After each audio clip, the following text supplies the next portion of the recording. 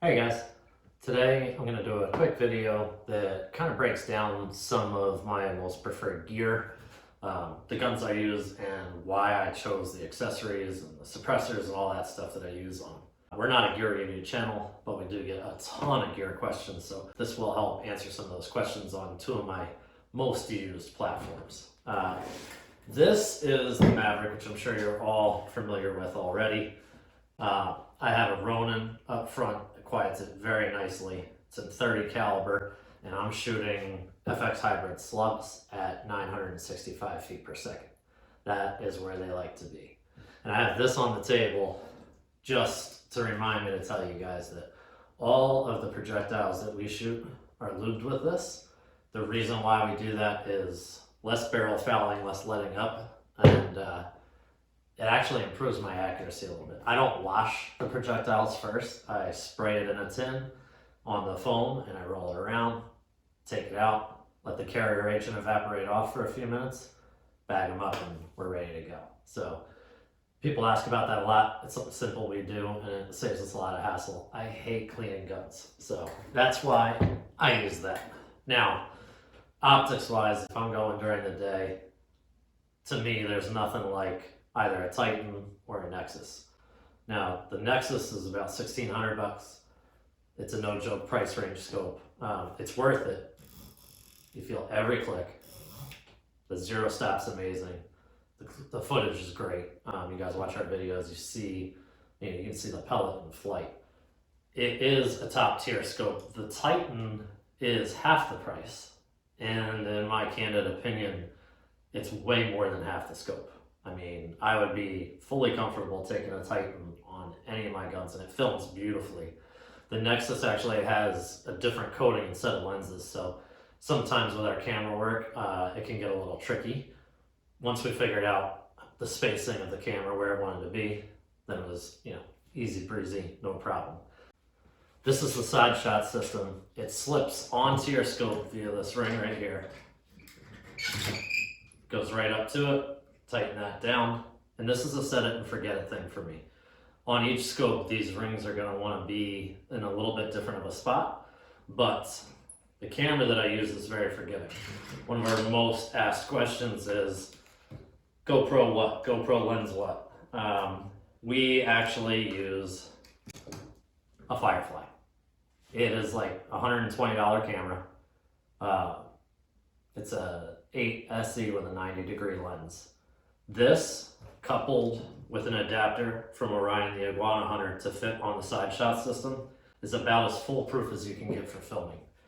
It's that simple. You order the camera, you order the side shot, and you order the adapter from Orion the Iguana Hunter. Now, going past the scope, we've got the rings. We pretty much use FX no limits on everything. We did like those Eagle Vision rings a bunch too, especially since they were the only option in 34 for the scope. The problem with them was every time we tightened them up, when we go to change the scope out to something else, you go to undo that bolt and the bolt heads would snap. I'm talking like 8 out of 10 times. So that was a really frustrating experience. Luckily, FX started making the 34 mil rings, so we can put the Titans in that. We still have a few Eagle Vision rings that we're using just because we haven't had to remove the scope from them. But it's almost a sure thing when we take the bolts off, they snap. Now, if you're just going to set up your gun and leave it, fine, don't worry about it. They're really adjustable and they're really robust. I would say that, the gauge of the metal used is thicker than that of the FX No Limits. But again, with those bolts snapping, it was just a constant source of frustration. We've never had an FX adjustment screw snap. That's why we stick with them. It's that plain and simple. And we need the adjustment because we're making long shots. So we almost bottom our turrets out and then use those angled to 0, and then we lock them up. So when we swap from gun to gun, like say we need to check out a new gun, that's where the issue starts with those Eagle Visions. I chose to go with a 700 barrel on this with the Superior liner. It shoots these hybrids amazing. I'm talking, half-inch groups at 50 yards. I didn't put it on paper at 100, so I can't tell you for sure yet. I mean, I just switched over to this last week because I just got this barrel kit in. I did, though, make 2 really nice shots at 208 yards on pigeons, and I misjudged the wind on one, and it was like right next to it. I mean, they group amazing. AccuTac up front, you know, you can do a lot of things. You can go cheaper. I am of the philosophy of buy once, cry once, and these switch from gun to gun like that. So all I do when I'm using one gun or another is I pop that off, and that's it.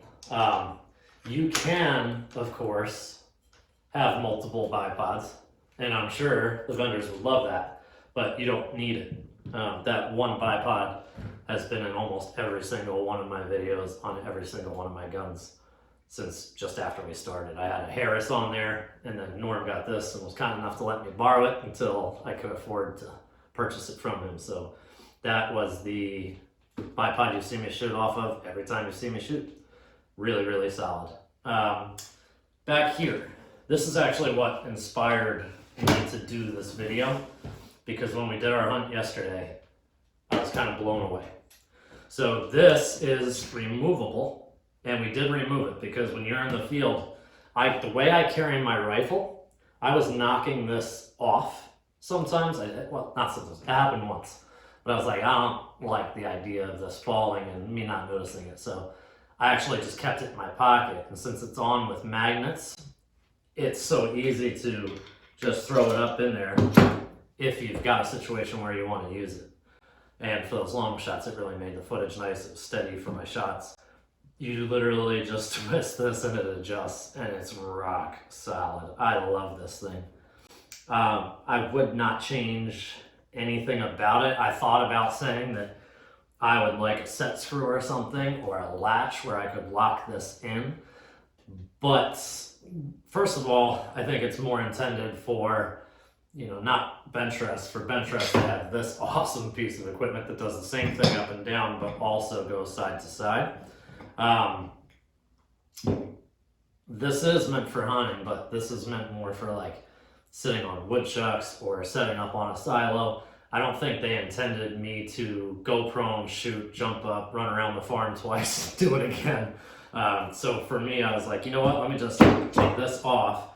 If I had a latch on it, it would make it way less cool. The way that just snaps in and holds with the magnets, and it's tapered this way, so there's no way, I mean, you could like hit this with a sledgehammer and you can't force it to go down and bottom up, but you can just take it right off like that. And that magnet is solid. I mean, you have to actually try to knock it off, which if I did that with my arm as I was walking, that's how it happened that one time. That was my only concern with it, but there's no way to improve on that system because the quick detach is so key, especially like for shooting birds. We were shooting up into trees, we were shooting up on the silos, and sometimes with my bipods being 6 to 9 inch, I think it is, I would have to go prone unsupported or take this off just to get the full angle up. And that would be a total pain in the butt if there was a latch. So I think this is perfectly done. It's just that I say I keep it in my pocket until I'm taking a long range shot that's not straight up. You know, it works for any reasonable shot from distance. But you do want to keep an eye on it if you're going to be walking around.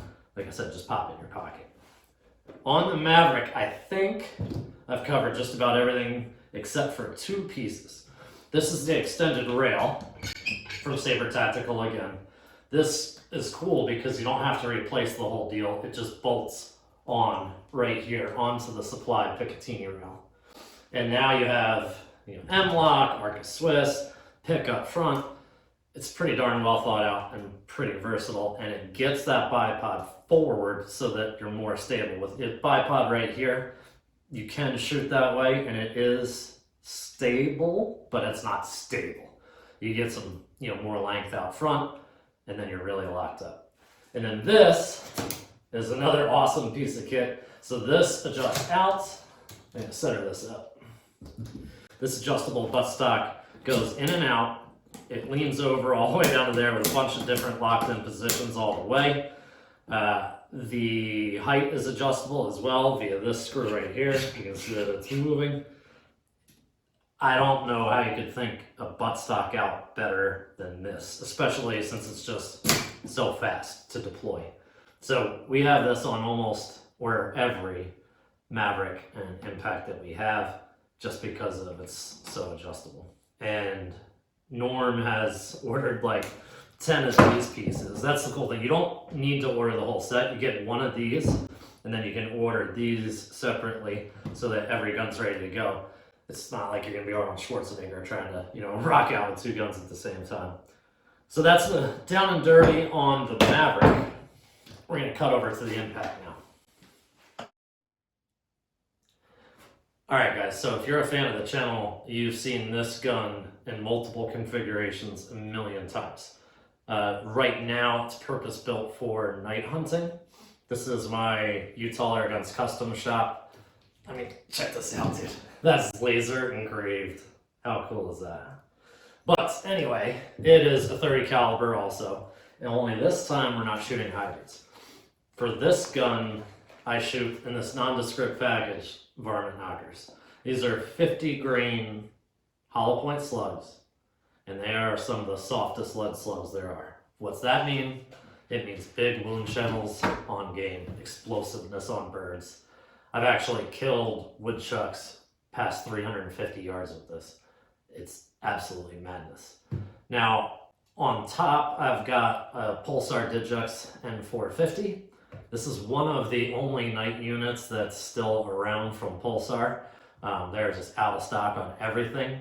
I did talk to Justin at Utah Airguns, and he says that they have a ton of ATN in stock. So if you're looking for some night stuff, hit them up. You're really not going to find anything anywhere else in terms of like Pulsar. They're just not making or not supplying. I don't know.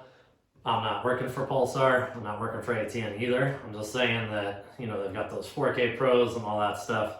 So if you're looking to get into the night game, give Utah a shout. They can help you out. Now, this is also a Donnie FL. It's probably on the smaller side for what most people would think we would put on a 30 cal, but it does the job just fine. And just like with all Donnies on an FX, you don't need to worry about getting an adapter because it comes right on it. Now, the Sumo for me was about keeping the weight down up front. And then I ended up going with the Ronin on the Maverick for something just a little different. I like them equally. I don't think that there is a ginormous difference between the sound suppression. They both do a really adequate job.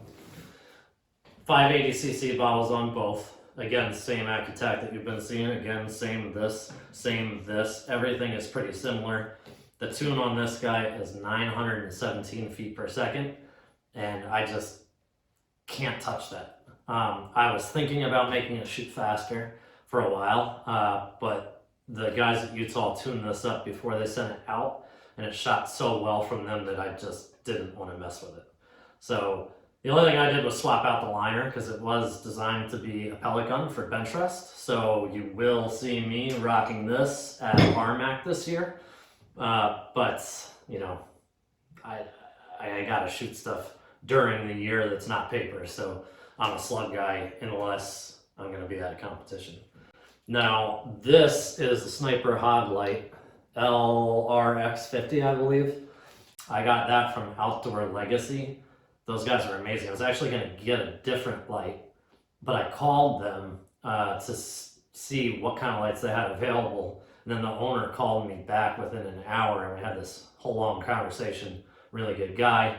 Long story short, I bought this light on his recommendation just because of the customer service, and I couldn't be happier. So give those guys a look if you're looking for a Sniper Hog Light. They do a really nice job, and I'm able to see coyotes way out there. Like 400 yards is not a problem. And what else am I missing? I added a little thing right here, just so my single point sling, which is behind me on the wall here, this clips on to here, and I'm ready to go kind of at a high ready.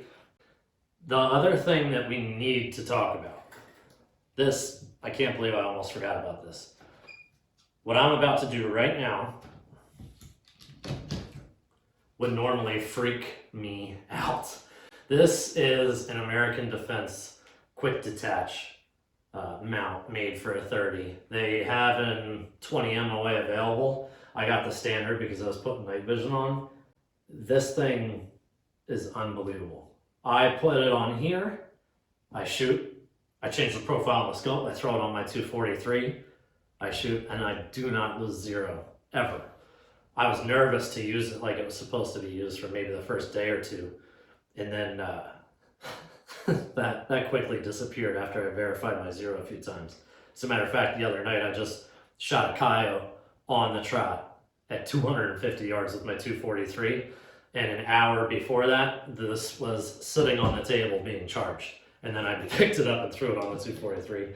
The only thing that I would say to do for sure, if you're gonna use a quick detach like this, is you push it down, push it forward. Now, the FX is really tight on Picatinny here, so like there's barely any movement at all, but down, forward, and then you lock the pieces. So to show you right here what I'm talking about. So your scope's off, it's loose, right? I have it marked to line up with the back because you have to be in the same ring. Then I'm going to push forward and down, start the tightening process, forward and down, forward and down, forward and down. And when you hear this click, there it is. You're set, ready to go. It's that simple. I'm sold. I won't replace my FX rings with this because this is not adjustable and cantable. So for most of my airgun use, it's still going to be the FX rings. But for taking an expensive scope and being able to swap it from rifle to rifle and not worry about zeroing again, because the scope has 5 different rifle profiles, it's a really handy option. I basically turned a $1,200 scope into 2 scopes, 3 scopes, 4 scopes, 5 scopes, because there's 5 rifle profiles. So it's one of those things that the mount's expensive, but it was totally worth it for my purposes. And I think I've covered most of the stuff. We can get into tunes and stuff. If you guys want a tuning video again, we can do that, but go back and look at the tuning videos that we've done. We've done them on the Maverick, we've done them on the Impact.